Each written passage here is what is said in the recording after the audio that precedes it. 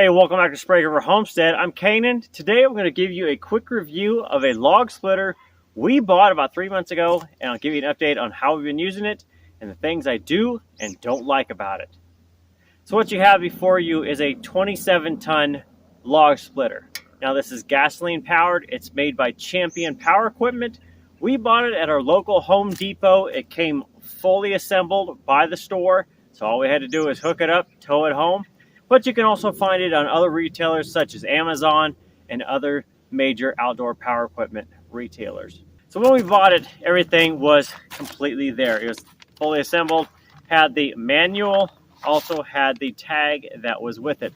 So looking through here, I really didn't have to assemble everything, which was pretty great. Just hooked it up. Now it does take a 2-inch trailer ball. We ended up putting it in a utility trailer. The tires on it aren't rated to more than about 45 miles an hour. We had to bring it home on a highway, which is 55 miles an hour. That meant we just put it in our utility trailer that was pulled by our Suburban. But with 2 people, we just go ahead and put it right up in the trailer, tied it down, and brought it home. Now, up to this point, I've gone through 4 tanks of gas. Each tank is about half-gallon use. So that gives me about 8 hours of use with it. Now, everything has been, as you would expect, a brand new piece of equipment. It's been pretty well run. I've already gone through a lot of the bugs with it, and there really weren't any, but just getting used to turning on and off the gas when I'm using it or I'm not, using the choke before the pull start. And this morning it was probably about 35 to 38 degrees outside, so it took a little bit more effort than on the days where it's like 60 degrees. Just takes a little bit in the cold, a few more pulls, but eventually it fired right up and we started splitting. All right, so here's kind of a look of the splitter more in detail. What you find where the manual is where you put your logs. There are 2 kind of supports there on one on either side. One comes out and has a little lip up. The other one just goes out. Now you can see it goes down into the hydraulic tank is right here for all the fluids for your ram. Smaller tires, bearings, everything's good there. You have your small engine. And there's your pull start that I mentioned. So on the side, you can see that there is going to be your fuel shut off and your choke. Obviously, you have your operation lever here, and then you have your hydraulic ram supported there, and then it linearly goes down into the support back here where you put your log, and then your nice sharp blade is what is going to go in, pierce your wood, and split it apart. Now, some of the things I'll tell you I have been pretty happy with. Obviously, it's brand new. It starts right up, and we'll need to put in some fuel stabilizer to make sure it is good through the winter. Everything else has been pretty good. It does take up to an 18-inch log, or, well, we might have fudged that a little bit and gone a little bit bigger. But we had some stuff that was up into probably the 24 to 30 range. Something like that we're weighing up to 80 pounds. I've left it connected to either the tractor or the quad, and it's taken it no big deal. Now the 27-ton is pretty strong. Don't think it's not that strong. It's gone through oak, juniper, pine, anything harder, maybe a harder wood. You might want to upgrade to something like the 35-ton, but the 27-ton has done everything we needed this winter. Of all 8 hours of running, it's busted through everything, and we are keeping nice and warm. Now, I'll tell you, looking down at it, another good thing I do like is from the position where you're standing and splitting, you can see the fuel gauge on top of the tank. It has a nice bubble window, and you can tell when you're running low on fuel. That way you don't run out. So that is great from the user position. Everything else is good. I like that it fills on top, and you can also check the oil level in the engine just by going to the side of it. Now you can see on the side of the engine there is a single on this side yellow cap. That is your dipstick.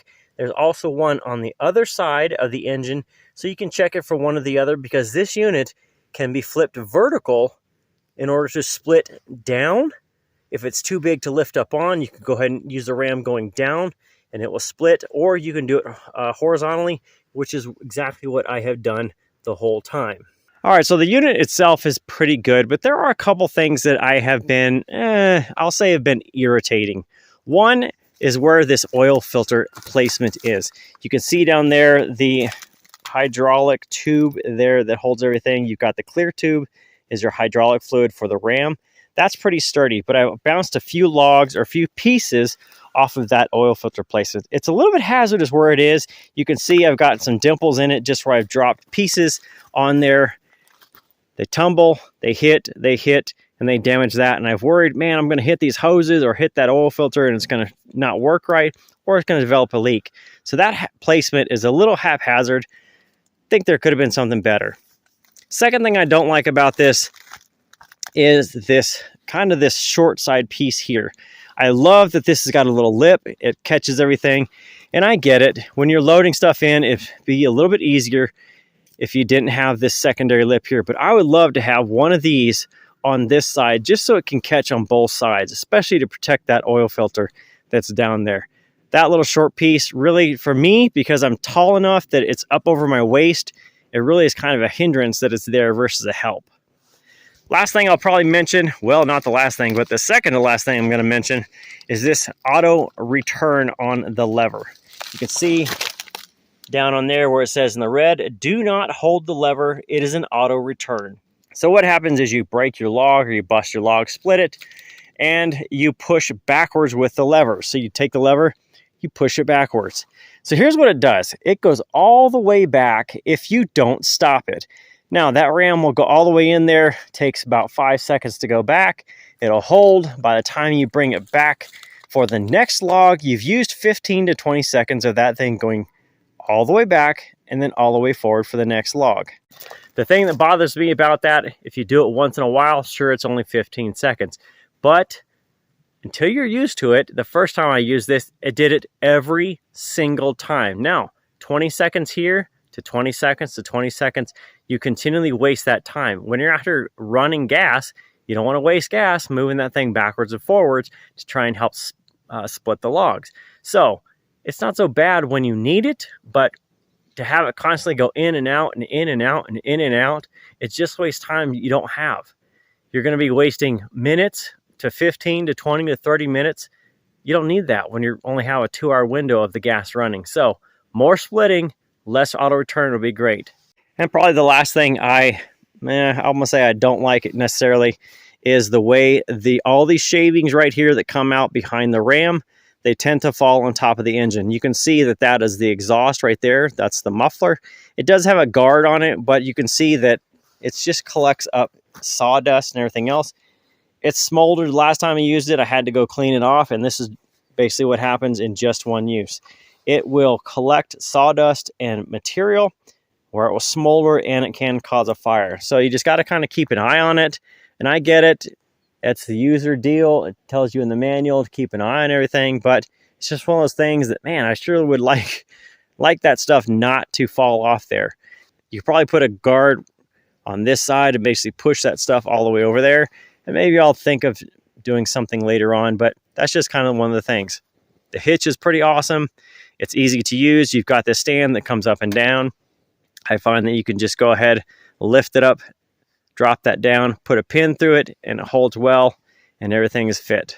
So with that, after using it about 8 hours, a lot of you are going to say, well, in the past, you've always said you'd like to use an axe. I still do like to use an axe, but I will say, in a wide open space like this where you have the ability to run a splitter, I know I can definitely run faster with a splitter, I think. And it's easier. If you notice, I set my cart right here. I can go ahead and split things here, quickly put them in the cart, load that cart up efficiently. That way I don't have to constantly bend up and bend down and toss it on the ground to pick it up, rather put it in the cart. It's very easy to do it that way. And you can split a log something like 8 to 10 inches pretty quickly. You can quarter it. Just take it here, split it half, quickly rotate it, split it half. It will put it into 4 pieces very quickly, 15 seconds if that.